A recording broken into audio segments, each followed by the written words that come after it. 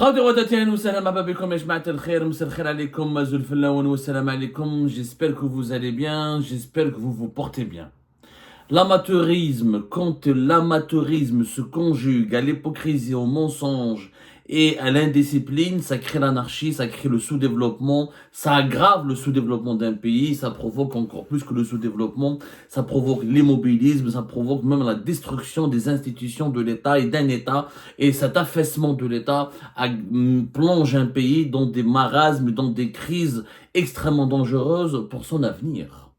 C'est exactement la leçon que l'on peut tirer de cette histoire du boycott des importations et du commerce extérieur avec la France.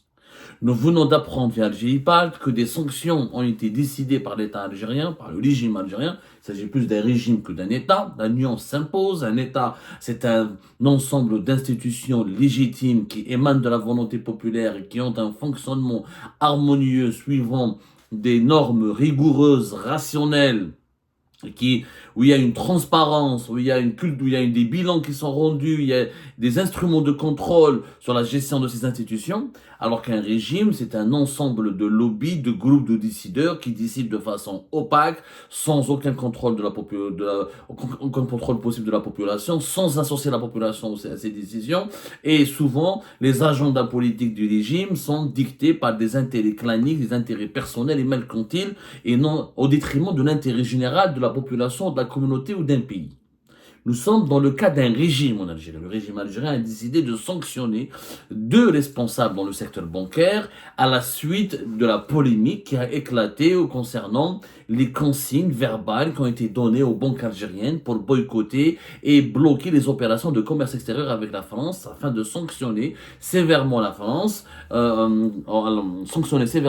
pour son soutien, son alignement sur la position marocaine dans le dossier du Sahara occidental et son soutien au Maroc, dans le dossier sensible du Sahara occidental et dans les efforts de développement que le Maroc est en train d'accomplir pour asseoir sa souveraineté sur le territoire disputé du Sahara occidental. Alors, qu'est-ce qui s'est passé ? Rappelez-vous que récemment, à l'Algérie, le gouvernement algérien, le jeudi après-midi, la dernière fois, le 7 novembre dernier, il a démenti avoir pris des dispositions officielles et réglementaires pour geler les opérations de commerce extérieur avec la France, c'est-à-dire d'empêcher les importations de produits français depuis l'Algérie et de ralentir ou d'empêcher les exportations de produits algériens vers la France. Il y a eu un démenti le jeudi 7 novembre dernier. Un démenti alors qu'il y avait un document qui n'a été non signé, non authentifié, non certifié, mais qui a été confirmé par plusieurs sources bien introduites au sein des milieux des affaires et très proches et bien introduites au sein du CRA algérien et bien introduites dans les milieux des affaires en Algérie, que ce document provenait de l'association bancaire, de l'association des banques et des établissements financiers, l'ABEF, qui est une association qui n'est pas une autorité, encore une fois, et qui n'a pas normalement la mission de diriger quoi que ce soit, mais c'est une association qui existe depuis les années 90, on en a parlé fait Algérie-Pacte, et qui a un délégué général qui s'appelle Rachid Belaïd, c'est ça, son délégué général, qui est délégué général depuis mars 2016, où Rachid Belaïd, quelquefois, il l'abève de façon anormale, de façon totalement irrationnelle et anormale. Il y a eu, comment on appelle ça, la BEF se permet de donner des instructions, de communiquer des ordres aux banques de la place d'Alger ou aux banques algériennes qui travaillent en Algérie, alors que normalement, elle n'a aucune autorité, elle n'a pas les prérogatives pour donner des ordres ou des instructions. Mais c'est une mauvaise habitude qui a pris qui s'est installée malheureusement dans le pays même à l'époque des années de Bouteflika. Sauf que la BEF, durant les années Bouteflika, ne se permettait pas de donner de façon récurrente et chronique et régulière des ordres et des instructions, alors que l'époque de Boun, on l'a vu avec le boycott des opérations de commerce extérieur avec l'Espagne, des sanctions économiques décidées contre l'Espagne en juin 2022, lorsque l'Espagne a décidé de reconnaître notre souveraineté du Maroc sur le territoire du Sahara occidental. C'est la BEF qui a pris le relais, qui a été l'institution qui a imposé une nouvelle ligne de conduite aux banques algériennes. On l'a vu avec le boycott des ports marocains en janvier 2024, si je vous rappelez bien, c'est toujours la BEF qui a communiqué. Donc, la BEF, une association où elle est plus qu'une autorité, elle est plus importante que la Banque d'Algérie et le ministère des Finances. Il y a eu donc un démenti de la part du régime algérien, mais ce démenti, personne n'y a cru, parce que la note avait bien circulé, des chefs d'entreprise, y compris des banquiers, des financiers, des investisseurs français, du personnel, des responsables d'entreprises françaises installées en Algérie. Les médias français ont commencé à en parler. L'ancien ambassadeur de France en Algérie, Xavier Driancourt, il en a parlé sur les réseaux sociaux, sur son compte Twitter, sur le réseau X, etc. Il y a eu donc beaucoup de médiatisation, il y a eu de l'indignation, il y a eu une montée au créneau, il y a eu des protestations de la part de plusieurs membres des acteurs des réseaux, des acteurs du monde des affaires, on a des réseaux économiques franco-algériens, et là, le régime algérien, visiblement, il a pris peur. Comme il n'y a rien qui me fait un tel, comme dans l'émission que nous avons faite le jeudi dernier, un démenti pire que le mensonge. La crise avec la France révèle la vraie nature du régime Tebboune. Le régime Tebboune n'a pas pris de mesures officielles contre la France. Contrairement à l'Espagne en 2022, il n'y a pas eu de mesures officielles. C'était une consigne verbale. Mais comme cette consigne verbale est devenue, c'est parce qu'on avait Algérie part, on a bien expliqué que cette consigne verbale date du 4 octobre. De mois d'octobre, ça fait plus d'un mois. Sauf que depuis la visite de Macron au Maroc et le discours de Macron au Maroc et les contrats remportés par les entreprises françaises au Maroc et le rapprochement, l'officialisation par la visite de Macron au Maroc de la nouvelle position française favorable à la marocanité à la souveraineté marocaine sur le territoire du Sahara occidental, le régime algérien a décidé d'accélérer les sanctions contre les intérêts économiques français. Là, il y a eu une note qui a circulé. Cette note qui n'est pas officielle, vu le bruit médiatique que ça a provoqué en France, et donc le régime algérien pour se déresponsabiliser, pour se laver les mains de toute responsabilité, pour dire qu'il n'a absolument rien fait, et pour culpabiliser les rues pour le régime algérien a adopté une posture de la Vierge effarouchée. Ah, c'est pas moi j'ai rien fait, c'est des rumeurs, c'est des fake news, c'est l'ancien ambassadeur, c'est Xavier Driancourt qui déteste l'Algérie, c'est le lobby pro-marocain qui veut toujours faire du mal et causer du tort à l'Algérie, etc. Alors, si c'était que des rumeurs et des fake news, pourquoi nous venons d'apprendre et de confirmer au cours de notre enquête, les autorités algériennes ont suspendu de leur fonction le délégué général de la BEF, de l'Association des banques et des établissements financiers, et le patron d'une banque algérienne importante, selon nos informations, c'est la BNA. On n'a pas pu les confirmer à 100%, mais à 80% d'après les recoupements auxquels nous avons procédé, le patron d'une banque publique importante qui est la BNA, la Banque nationale d'Algérie, et le délégué général de la BEF ont été officiellement relevés de leurs fonctions. Relevés de leurs fonctions, pourquoi? Parce que les autorités algériennes ont décidé de les sanctionner en raison des fuites de cette consigne verbale. Au départ, c'était qu'une consigne verbale. La BEF, elle a communiqué, elle a envoyé un mail à des directeurs de banque. Le mail, le document qui a circulé, qui a été repris par Xavier Driancourt, et qui a été repris ensuite par les médias français comme le Figaro, et qui a été aussi qui a été rendu public et révélé par Algérie Part et d'autres médias indépendants, pour qu'ils soient français ou algériens. Et ben, c'est un document qui vient d'une banque publique algérienne. C'est un mail, c'est un courriel qui a fuité de la part de la direction générale d'une banque publique. Selon nos sources, il s'agit de la BNA, de la Banque nationale d'Algérie. C'est elle qui l'a envoyé à des partenaires de la banque, où les partenaires le mail a commencé à circuler jusqu'à parvenir à des chefs d'entreprise, à des acteurs économiques français, à des banquiers français, à des chefs d'entreprise françaises implantées en Algérie. Il est parvenu à la fin jusqu'à Xavier Driancourt, à Algérie Part, au Figaro et à d'autres médias. Donc, c'était une fuite. C'est la fuite, c'est ce document qui a fuité, c'est un mail, c'est un courriel qui a fuité, qui est à l'origine de cette grosse polémique. Et le régime Tebboune a été ridiculisé parce que lui, le régime Tebboune, voulait rester dans l'opacité, voulait rester dans l'obscurité. Il voulait mettre en place des sanctions économiques contre la France, mais de façon informelle, de façon non déclarée, mais sans laisser des traces, pour que demain la France ne puisse pas attaquer le régime algérien pour dans un tribunal arbitral international, ou là de façon directe et frontale. La France, comme ça, ne pourrait rien reprocher au l'État algérien, parce que l'État algérien n'a pondu aucune note, n'a pris aucune décision officielle, c'est resté informel. Et tout ce qui est informel, eh ben, il peut être facilement nié, démenti par le régime algérien. On va dire, moi, j'ai rien pris, aucune décision. C'est des opérations, c'est les banques qui prennent leur temps pour analyser, pour valider les opérations. En fait, حبوا يديروها discrètement, حبوا يديروها une guerre informelle et larvée et secrète contre les intérêts économiques français. Parce qu'ils ne voulaient pas, le régime Tebboune ne pouvait pas se permettre le luxe d'affronter directement la France et l'État français, parce qu'ils ne savaient pas comment la France allait riposter. Est-ce que la France va riposter en fermant ou en bloquant la délivrance des visas? Est-ce que la réponse française serait des dénonciations médiatiques, une campagne médiatique qui allait cibler Tebboune et les dirigeants algériens dans les médias français les plus influents? Est-ce qu'il allait y avoir des sanctions au niveau de de la Commission européenne? Est-ce que l'Union européenne et la Commission européenne allaient se solidariser avec la France et menacer le régime algérien d'appliquer la réciprocité et de sanctionner les intérêts économiques algériens en Europe? Donc, comme le régime Tebboune ne savait pas, il a voulu vivre, il y a une ruse, petit à petit. Il voulait poignarder la France dans le dos, mais pas entamer un bras de fer frontal. Il voulait commencer par frapper la France dans le dos, la déstabiliser, l'intimider, l'inquiéter, pour ensuite voir comment allait se mettre en place la riposte française et s'adapter à la riposte française crescendo. Sauf que la fuite de ce document a dévoilé le plan du régime Tebboune. Le régime Tebboune a été débusqué. Ses procédés machiavéliques ont été révélés. Il a été débusqué.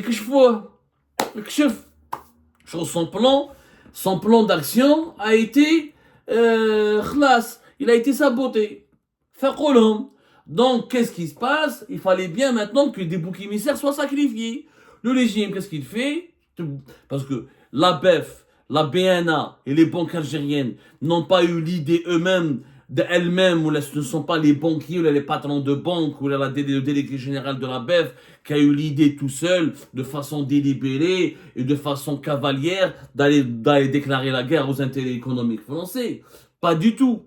Pas du tout. C'est une consigne verbale qui est parvenue de la présidence. C'est le palais présidentiel d'El Mouradia qui a communiqué cette consigne verbale à la BEF pour que la BEF entre en contact et organise cela avec les banques algériennes. Mais ça devait rester une consigne verbale. Et aucun document ne devait circuler, ne devait être écrit ni élaboré. Le document, le mail, les kharj bin la BEF ou la BNA, il a démasqué le stratagème du régime Tebboune.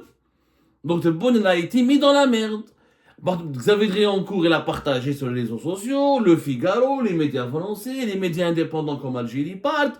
Donc là, sur la base de ce document, la France est dans son droit de convoquer, de demander des explications et de demander des comptes aux autorités algériennes. Qui fait, vous bloquer les opérations d'importation et d'exportation. Nous avons des contrats, il y a des engagements contractuels, il y a des accords.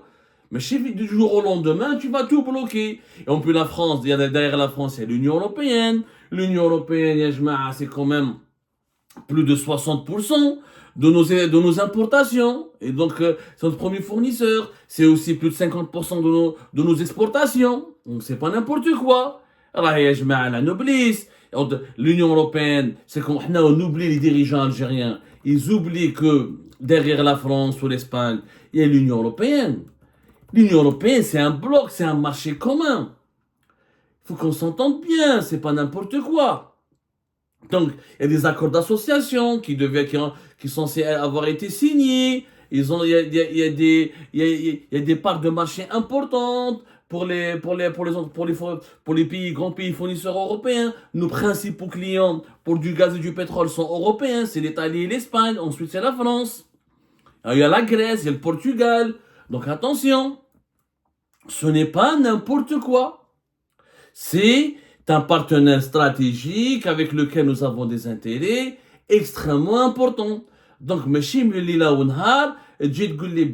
attention, on va se disputer avec la France, on va saboter l'Espagne. Ça se passe pas comme ça. Le régime Tebboune le sait. Donc, il voulait il a opéré de façon informelle, il a opéré de façon mafieuse.